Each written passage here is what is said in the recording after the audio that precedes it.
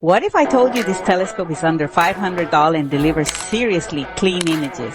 Hey, Diana here, your favorite Astro-Nerd, and I have another short imaging session with the SVBony 503. The weather, the scene conditions have been terrible. The SVBony 503 is one of the best budget refractors for astrophotography. With ED glass, it reduces chromatic aberration and keeps your stars sharp and color accurate. Add the SVBony field flattener and your stars stay sharp all the way to the edges of the frame, perfect for wide field nebula and galaxy imaging. Plus, the dual-speed 2-inch focuser makes it easy to dial in precise focus for your camera. It's a very simple setup. I'm just using a ZWO monochrome camera 1600 Pro with the filter wheel, Aussie Air Pro. I am also testing the brand new Skywatcher EQ-AL50i Pro mount. And for the filter wheel, I am using Optolong filters on narrowband colors, and also for the luminance an Optolong filter L Pro. I was able to capture about an hour and a half hydrogen alpha O3 and also about 30 minutes on the luminance using the Optolong filter L Pro.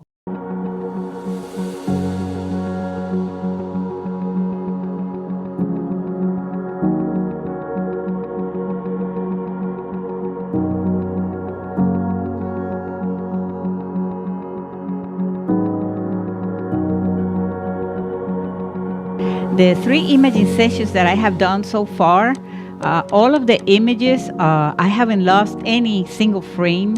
All of them are completely usable, so that is a good thing. So I'm able to save all of the frames. Okay, so let me just go ahead and crop these images at the same size.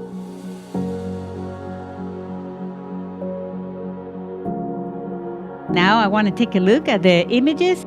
And these are the integration images. And of course, hydrogen alpha is the one with the highest signal as expected. But this is a very short session. You can see there the stars are elongated on the back.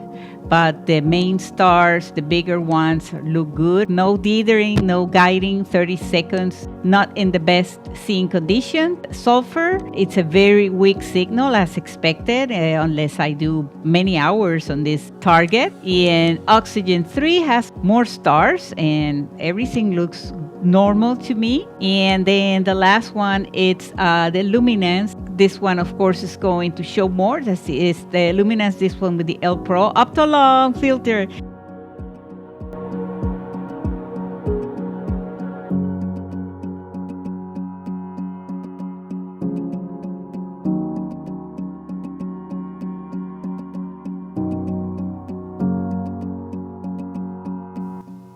See how this one looks? It's going to be very blue. Okay, and there you go. All our reds and colors. That's good. Well, as you can see, I was able to enhance what it's there without changing much. Just kind of like keep saturating the colors and have a few tricks here and there in Pixinsight, which I think is the best editing software.